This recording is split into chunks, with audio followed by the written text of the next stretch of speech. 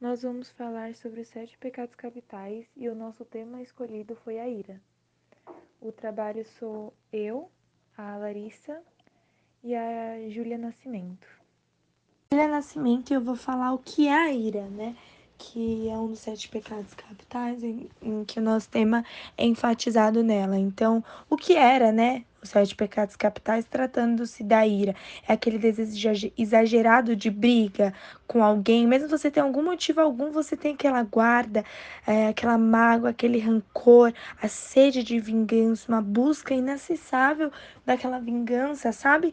E quando a ira tá presente na gente, a gente sente aquela necessidade de criar conflitos, intrigas, sem às vezes ter alguma coisa.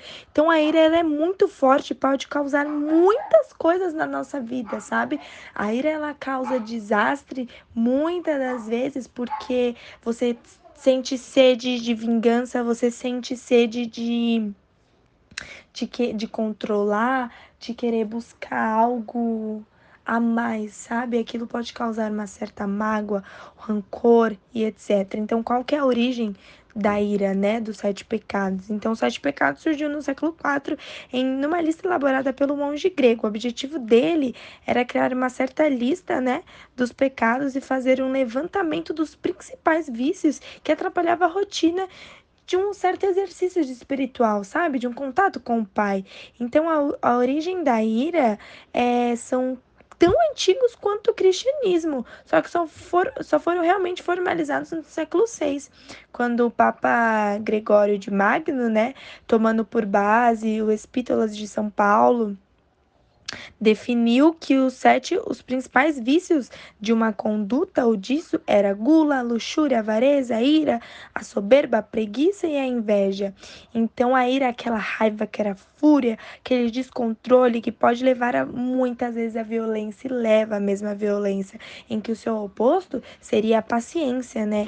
Então os 7 pecados capitais eles não surgiram na Bíblia como muitos falam, embora muitos tentam associar isso, assemelhar, né, a passagens bíblicas. Então, numa leitura atenta da Bíblia, a gente encontra referências a cada um desses 7 pecados, mas não encontrará uma parte em que fala assim os nomes específicos, tipo, dos 7 pecados capitais, como a gente está elaborando esse trabalho, ou algo se assemelha a essa lista, sabe? Mas ele vai dar uma elaboração sobre os vícios graves que afastam os cristãos de sua graça, de sua fé, né? Eu sou cristã e tudo que vem de ira, vem de raiva, ódio, rancor, a gente tem que desfazer disso pra gente se aproximar do nosso Pai, pra gente ter intimidade, pra gente ter fé, porque a gente só consegue ter intimidade, fé, quando a gente tem paciência para lidar, quando a gente lida com as coisas de uma forma boa, de uma forma adequada, ou de uma forma sã, assim, nos mandamentos da Bíblia, sem raiva, perdão, porque um dos mandamentos é você perdoar o próximo, sabe? Você amar o próximo como a ti mesmo. Então, você ter ira ou ódio, rancor, ele pode causar muitas grave coisas devastadoras na sua vida, então isso afasta você de Deus, né? E é isso. Agora eu vou falar bem resumidamente sobre os pecados capitais. Os 7 pecados capitais são soberba, a avareza, a inveja, a luxúria, a gula e a preguiça. A soberba é definida como orgulho excessivo. É quando a pessoa se acha melhor que os outros, se acha superior a todos. A avareza é a ganância, é o apego excessivo aos materiais e ao dinheiro. As pessoas de avareza são mesquinhas e não gostam de compartilhar as coisas que têm. A inveja é a tristeza pelo bem dos outros, é aquela pessoa que se sente mal pela conquista alheia, que não consegue ficar feliz pelo que o outro conseguiu, pela vitória da outra pessoa. A ira, que é o nosso tema, a, a gente vai explicar melhor mais pra frente, mas é basicamente a raiva, a fúria excessiva. A luxúria é o pecado associado aos desejos sexuais. Consiste no apego aos prazeres carnais, corrupção de costumes, sensualidade, lascívia e etc. A gula é comer de maneira exagerada, muito além do que o nosso corpo é capaz de aguentar. É aquele velho ditado, né? Os olhos maior que a barriga. preguiça é a falta de vontade de fazer as coisas, a falta de interesse nas atividades que exigem algum esforço, seja físico ou intelectual. E também tem o dilema do preguiçoso, que é: não faça hoje o que puder deixar para amanhã. Na árvore dos pecados, a ira é um galho grande. A ira é um sentimento intenso de raiva e rancor, que pode levar ao ódio. A ira é designada a alguém ou algo. Se cultivada, desperta o desejo de vingança. A ira está ligada à rejeição da soberania de Deus sobre a nossa vontade. Trata-se do desejo exagerado de brigar com alguém, mesmo sem ter motivo para isso. Guardar mágoa, rancor e às vezes buscar vingança. A ira é representada por um demônio chamado Amon. Um demônio de nome com origem egípcia. Amon é o Marquês dos Infernos, é o sétimo demônio goético, que governa 40 legiões do inferno. Sua aparência é de um lobo com uma cauda de serpente, chamas do fogo saindo da sua boca como vômito. Ao comando de um mago, Amon pode assumir a forma de um homem com a cabeça de corvo. Tendo um dos dentes caninos, ele fala de todas as coisas passadas e futuras, que rege a ira. Ele faz com que a gente fique com ódio de coisas pequenas e nos leve a um descontrole. Na árvore dos pecados, a ira é um galho grande. A ira é um sentimento intenso de raiva e rancor, que pode levar ao ódio.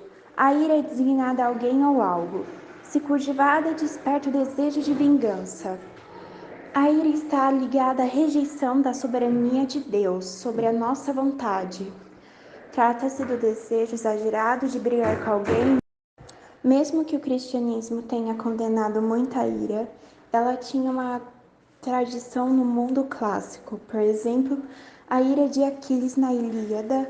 Aquiles fica furioso porque mataram seu companheiro, e isso fez com que ele atacasse Troia com toda a sua força, querendo defender a sua honra. Para os gregos, a ira de Aquiles é demonstrada como algo próprio de um guerreiro. Mesmo que o cristianismo tenha condenado muita ira, ela tinha uma tradição no mundo clássico. Por exemplo, a ira de Aquiles na Ilíada. Aquiles fica furioso porque mataram seu companheiro, e isso fez com que ele atacasse Troia com toda a sua força, querendo defender a sua honra. Para os gregos, a ira de Aquiles é demonstrada como algo próprio de um guerreiro. Mesmo que o cristianismo tenha condenado muita ira, ela tinha uma tradição no mundo clássico. Por exemplo, para aqueles que tivessem intenções de manchar sua honra seriam atacados, mas para os cristãos, eles pensariam que se eu fui atacado, este é um bom exercício para demonstrar a minha humildade e paciência. O oposto da ira é a paciência. Filósofos como Marco Aurélio, Cícero, Epicteto, entre outros, sempre nos ensinam a controlar esta ira, que é um sinal de falta de sabedoria. Uma vez Leandro Carnal disse: posso ter a dor de ter sido insultado, mas não posso transformar isso em ódio, pois o ódio aumenta a ignorância. Os mais mansos liderarão a terra. Citações da ira na Bíblia, Gênesis 4, 5. Mas não aceitou Caim sua oferta, por isso Caim se enfureceu e seu rosto se transformou. Provérbios 15, 18. O homem irritável provoca dissensão, mas quem é paciente acalma a discussão. Em Salmos 37, 8, leem-se conselhos importantes direcionados a pessoas irritadiças. Deixe a ira, abandone o furor, não se irrite. Certamente isso acabará mal.